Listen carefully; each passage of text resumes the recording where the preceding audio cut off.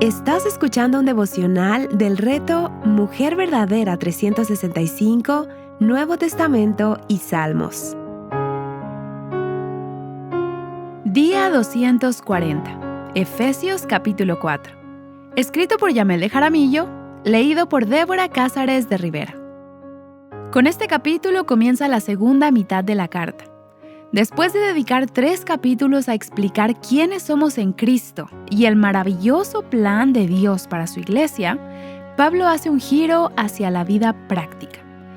La expresión "por tanto" conecta todo lo que viene con los 3 capítulos anteriores. Es como si Pablo dijera: ahora que saben quiénes son, vivan de una manera coherente con esa realidad. La doctrina siempre debe producir transformación. Lo que Dios hizo por nosotras debe reflejarse en la manera en que vivimos. Cuando Pablo nos exhorta a vivir de una manera digna de la vocación con que han sido llamadas, no está diciendo que debemos ganarnos el favor de Dios. Ya fuimos aceptadas por gracia. La palabra digna transmite la idea de una balanza, que exista coherencia entre lo que creemos y la manera en que vivimos. Nuestra conducta debe corresponder al evangelio que profesamos. Esto me hace pensar en cómo aprendemos las verdades de Dios. Podemos conocer mucha información bíblica y aún así permanecer sin cambios. Saber algo no necesariamente transforma la vida. Pero cuando esa verdad deja de ser solo información y se convierte en una convicción arraigada en el corazón, inevitablemente comienza a reflejarse en nuestra manera de vivir.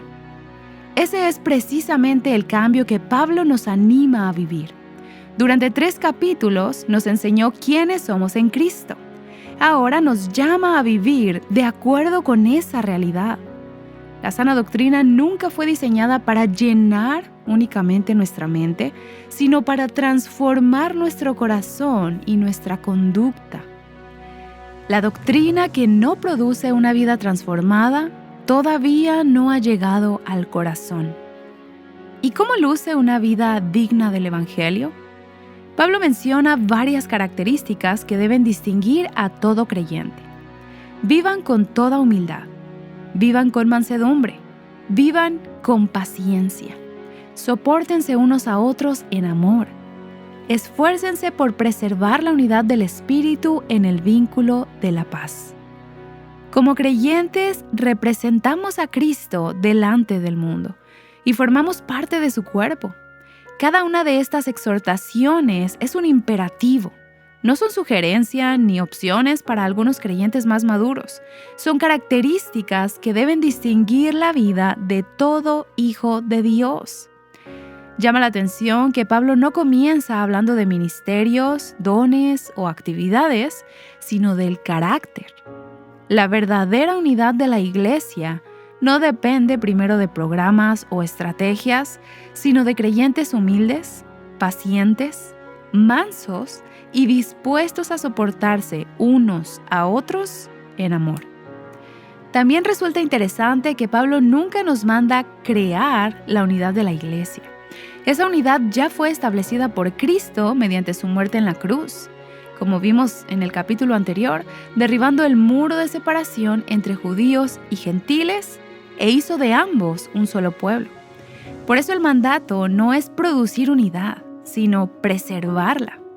Cada vez que actuamos con orgullo, alimentamos divisiones, guardamos resentimiento o permitimos que conflictos innecesarios crezcan dentro de la iglesia, estamos atentando contra algo que Cristo ya conquistó con su sangre. Nuestra responsabilidad no es inventar una nueva unidad, sino proteger y cuidar la que Él ya compró para su pueblo. Por eso Pablo hace referencia a un solo cuerpo, un solo espíritu, una sola esperanza, un solo Señor, una sola fe, un solo bautismo y un solo Dios y Padre de todos. Nuestra unidad no se basa en que todos pensemos igual, tengamos los mismos talentos o las mismas personalidades.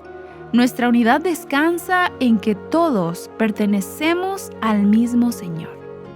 La unidad de la iglesia no es organizacional, es espiritual. Ya existe porque todos hemos sido unidos a Cristo y por lo tanto también hemos sido unidos unos a otros. Esto no significa uniformidad. Dios nunca pretendió que todos fuéramos iguales. Al contrario, dentro de esa unidad existe una hermosa diversidad. El mismo Espíritu que produce la unidad es quien reparte los diferentes dones dentro del cuerpo de Cristo. Me encanta que Pablo coloque el tema de los dones inmediatamente después de hablar sobre la unidad. Es como si quisiera evitar la envidia, la competencia y el orgullo dentro de la iglesia. Dios no distribuyó los dones espirituales para destacar a unos creyentes sobre otros, ni para alimentar nuestro ego. Los repartió para fortalecer a su iglesia. Cada creyente recibe algo para servir. Ningún don fue dado para la gloria personal. Pablo explica que Cristo dio dones y personas a la iglesia para perfeccionar a los santos, para la obra del ministerio y para la edificación del cuerpo de Cristo. Todo apunta hacia un mismo objetivo, que la iglesia crezca y madure. Esto me recuerda a lo que leemos en Nehemías. Cada persona construía la parte del muro que tenía delante. Ninguno hacía el trabajo del otro, pero todos trabajaban para el mismo propósito. De la misma manera ocurre en la iglesia. Cuando entendemos que Dios distribuyó los dones soberanamente, dejamos de compararnos y comenzamos a servir con gozo donde Él nos colocó.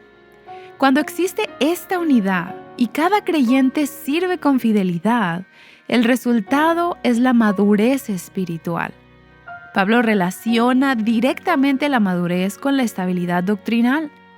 Entonces ya no seremos niños sacudidos por las olas y llevados de aquí para allá por todo viento de doctrina, por la astucia de los hombres, por las artimañas engañosas del error. Una iglesia madura no es simplemente una iglesia con mucha actividad.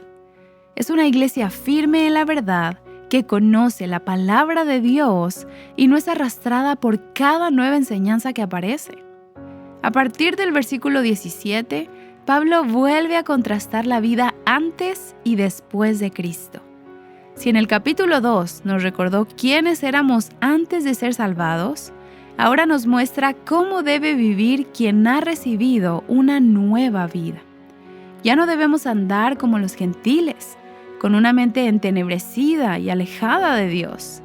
La vida cristiana implica un cambio continuo. Pablo utiliza la imagen de quitarse una ropa vieja y ponerse una nueva. Debemos despojarnos del viejo hombre, renovar nuestra mente y revestirnos del nuevo hombre, creado según Dios en justicia y santidad. La vida cristiana no consiste simplemente en dejar ciertos pecados. Consiste en reemplazar continuamente nuestra antigua manera de vivir por el carácter de Cristo.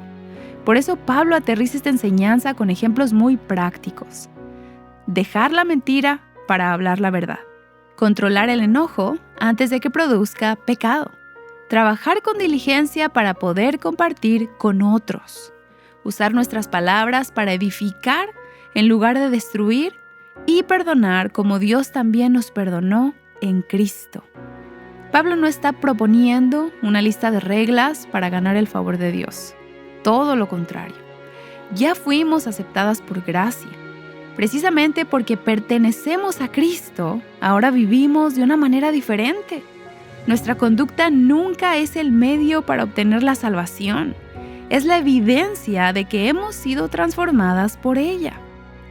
Al terminar este capítulo, queda claro que la vida cristiana no consiste únicamente en conocer la verdad, sino en vivir de acuerdo con ella. La identidad que recibimos en Cristo debe reflejarse en la forma en que hablamos, servimos, tratamos a los demás y caminamos cada día. Esa es la vida digna a la que Pablo nos llama.